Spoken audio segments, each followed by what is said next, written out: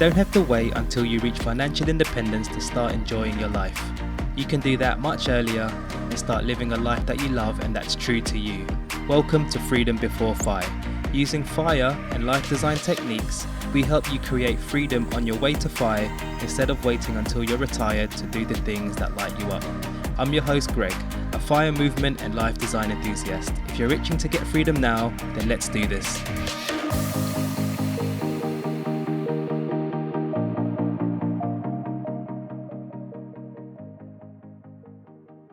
Well, hello there, my friend, and a warm welcome back to the show. Now, one of the fundamentals to success is by learning from your mistakes and making sure you don't do them again. And that absolutely applies to our personal finances as well. Now, I'm still on that journey to FI myself, and a lot of the things I'm doing right, well, at least I think I'm doing right, happened because of the lessons I've painfully learned in my early years. But I consider that part of the process, or what I like to call the cost of admission. So today, I'll be sharing some of those money mistakes that I've made, which happens to be mainly when I was in my 20s, and hopefully you can avoid them too. And just to give some context, that was around the 2005-2015 bracket, which is showing my age. And it was when we had to watch movies on DVD and Blu-ray. So for you youngins out there, you might need to Google what those things are. And another bit of context is, around that time, there wasn't really much content out there about FIRE, FI, especially when compared to now. So anyway, I digress. Let's jump into these money mistakes. So I've got 3 today. And the first one is spending all of my student loan money. Now, this is a mistake that I'm literally still paying for till this day. So there's 2 parts to UK student loans, which I'll explain. So the first part of the loan is to go towards the actual tuition fees itself, which was of course really beneficial because I was able to get a degree out of it and use it for work. But it was actually the other part of the loan that was the problem. So the other part of the loan was to help you with living costs as a student, or what they call maintenance loans. Basically, it's there to help you with day-to-day expenses during your student life. And because my household was in a lower income bracket at the time, we were eligible for it.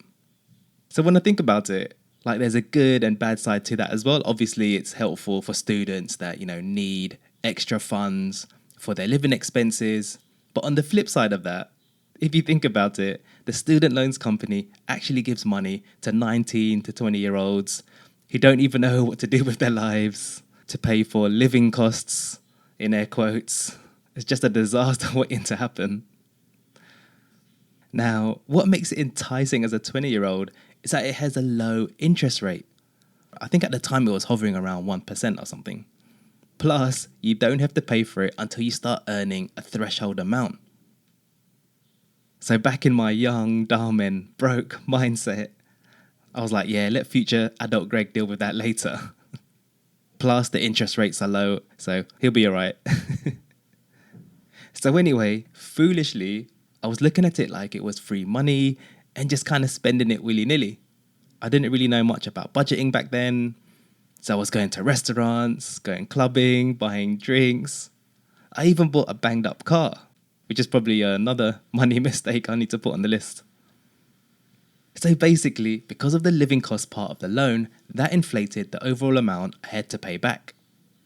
In hindsight, I shouldn't have opted for the living cost part of the loan, or at least spent it a bit more frugally.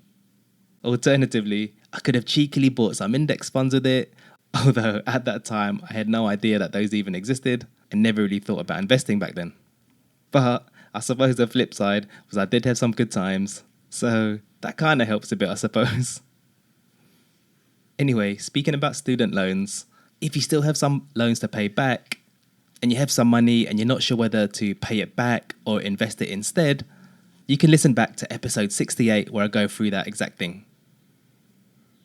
Okay, so the second money mistake that I made when I was younger was lifestyle creep. Now, lifestyle creep, as you might already know, is when your spending increases as your income increases as well. Which, by the way, absolutely goes against all the FI teachings. So right after I graduated, I was given a full-time position at a company where I was working part-time while I was studying. The entry-level salary wasn't too bad, and during my 20s, I got a few pay increases. Now, since I didn't know much about basic FI principles, when I got increases, instead of keeping my spending the same, or better yet reducing it, I saw it as like, ooh, what more stuff can I get? I think I moved into bigger rental units, going on holidays, and even bought a new car at one point on finance because I thought, oh, I could afford it, in air quotes. Awesome car, but not necessary. You see, the other negative thing that happens when you increase your expenses is you also increase your FI number as well, meaning it will probably take you longer to get there. So again, I was oblivious to all of this before, but good thing I'm aware of it now and I can stop myself before spending more. So back in episode 27, I talk about where I learned about lifestyle creep for the first time, and it was in the book Rich Dad Poor Dad, and lifestyle creep was one of the key takeaways I found from the book. Feel free to have a listen back if you wanted to after this one. Okay, so the third and final money mistake that I made in my 20s was not saving enough. So this kind of goes hand in hand with lifestyle creep. So in FI teachings, again, as you might know, the key thing to do is to increase the gap between your living expenses and your income. The bigger the gap, the bigger your savings rate, therefore, the quicker you can accumulate to get to your FI stash. However, with lifestyle creep, because your expenses generally follows your income, the gap doesn't really widen up that much. And that's exactly what happened to me back in my 20s, and effectively, I wasn't saving as much as I could have. Now, I was saving a little bit as I was naturally quite frugal anyway, but definitely not as much as someone in the FI community, which is around a 40 to 60% savings rate range. So the way I could have tackled this was just awareness. Being aware of savings rates, investing, and so on. It's that old cliche, if I knew then what I know now kind of thing. But as I mentioned earlier, those are just normal life lessons. I mean, I was reading some personal finance blogs and websites back then, but definitely not your Mr. Money Mustaches or your JL Collins. Nowadays, in the FI community, you hear a lot more 20-somethings on the FI path, having 60 or 70% savings rates and on course to retire in their 30s. Which is thanks to the influx of FI content creators out there, which is awesome and really good for the younger generation these days. Alright, so those were the money mistakes I made when I was younger. Hopefully you can learn from those too. Now, if you learned just one thing on this show that helped you on your journey, please consider leaving a 5-star rating on your podcast player app and press follow to hear more about life design, purpose, and alternative FI strategies. Alright, so have a great rest of the week, and as always, practice gratitude, live life by your design, and do things that make you smile. You got this.